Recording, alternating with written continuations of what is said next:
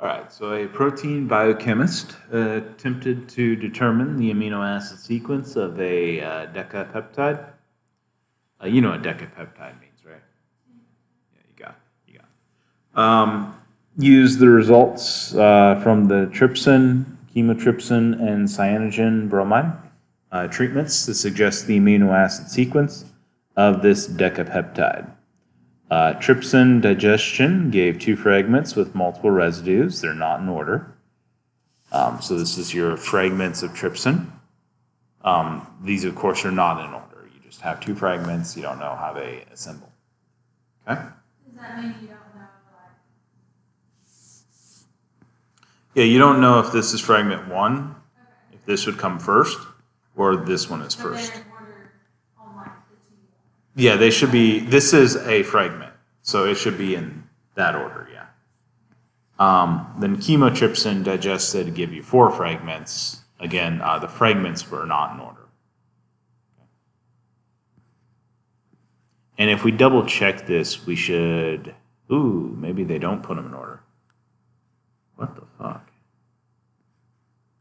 That's just unnecessary. Okay, so THR, TRP. Okay. This met. Yep, okay, the fragments themselves are also not in order. Yeah. So treatment with cyanogen bromide yielded a single amino acid, methionine, and a nonapeptide. So what is the possible sequence of the decapeptide? Use the 3 letters abbreviations in your blah, blah, blah. Okay, so what you're going to need to do is I would actually start at the cyanogen. So you know that, so what does cyanogen bromide do?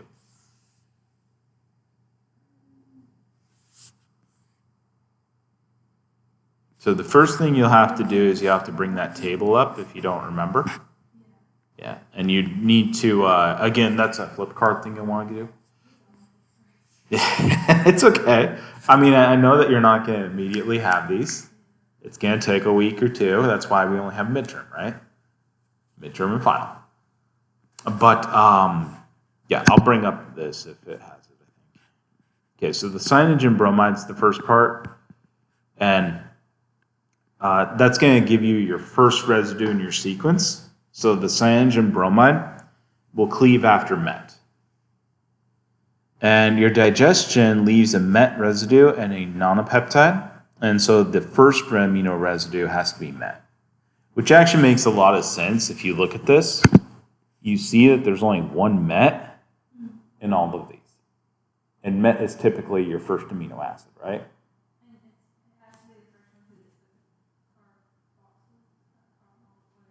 Yeah, yeah. If you had a nonapeptide, then it means 9 of them were left after you cleaved at the carboxyl portion of met. Like if this was the last one, nothing would cleave off. If it was anywhere in the middle, you'd have a fragmentation that's more even. Also, you know, in some ways, you didn't even need that information because you only have 1 met. And typically you're going to have a met at the beginning, you know. So, yeah, it's kind of a irony, funny. Yeah, I'm not even sure if that's really needed. But whatever. We got it. So you got met first. And what I would do is rewrite these on my paper. And then I would mark them off. Okay? So I would rewrite these fragments. And then I would mark met off as you use it. So this and this, bam, you got it. Okay? By the way, you now know that met has to be followed by one of 2 options, lis or val. And then those have to be followed by TYR. Do you see why I said that?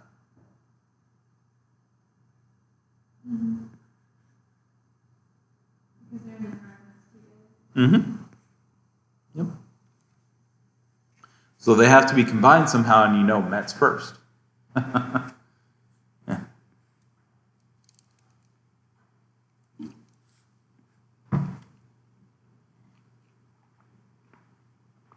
Oh.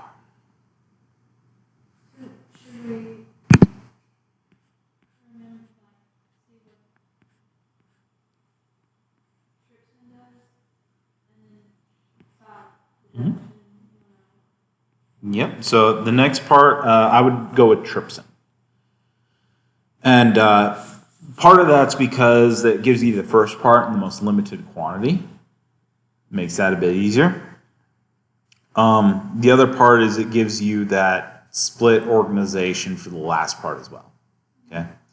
And so the cleavage of the trypsin is going to be, it cleaves on the carboxyl side of LYS and ARG. This tells you which one's the last one in that fragment of these three. Exactly, because it cleaved there, right? Yeah. So you have to be met, thou, lis. and then TYR. You got it. Yep. Because that also ends in the same fragment. And if you wrote them up here, you've marked them off, and that's going to help you so you have the recipe solved. That also tells you see that the trypsin also had TYR in that first fragment, so you can mark that off now. And that's the first one of the second part of the trypsin. Okay. Good. I would then again look at my. So this cleavage site no longer matters here because we never cleaved again. It only gave us 2 fragments. So we need to go to the chymotrypsin now, right? Okay.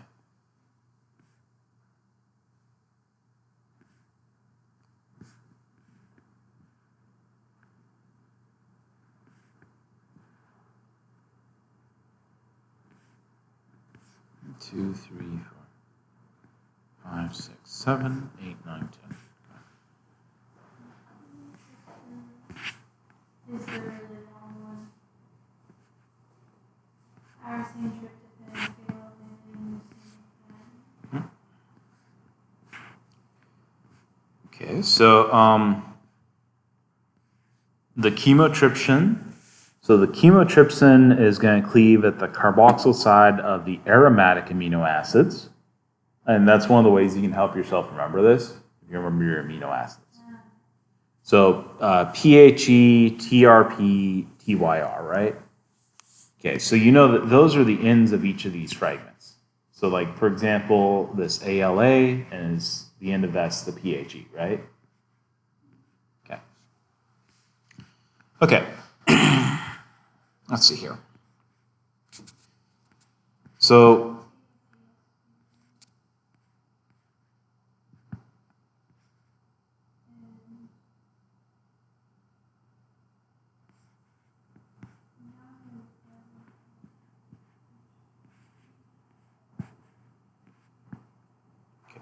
you doing okay? Did you need any more hints? Okay. So like here, let's see, we got that one done, and we have that one done. We just need to organize this. Okay. There we go. Carboxyl side of the aromatic amino acids. And so we can actually go ARG. We know ARG has to be at the end, don't we? Because if it had been in the middle of this, we would not have had a single fragment there. So remember that the T, the trypsin, cleaves at the carboxyl side of R. So if ARG was anywhere but the end of this, we would have another fragment. And then because it's in that 2 fragment GR,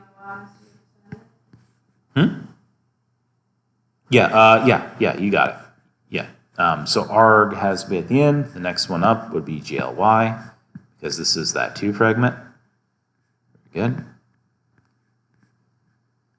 And then we have 2 fragments, ALA and PHE, and THR and TRP. And they're in that order, Mhm. except for I Yep. don't know.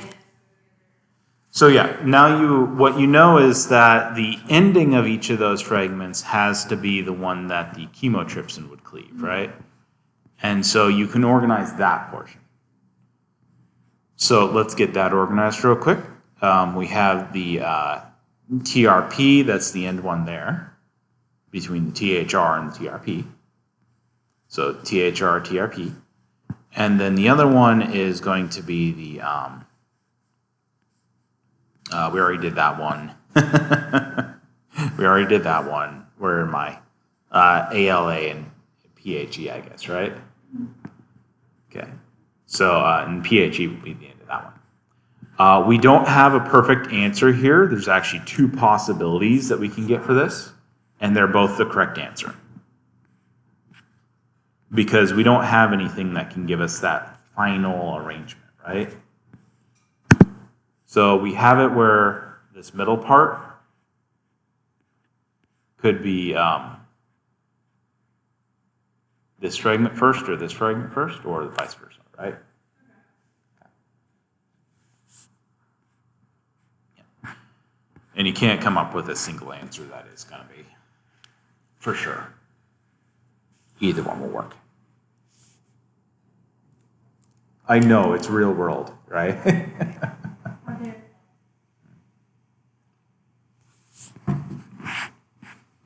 Doesn't it just kill you that I'm starting to give you real world problems and like the answers are not perfect?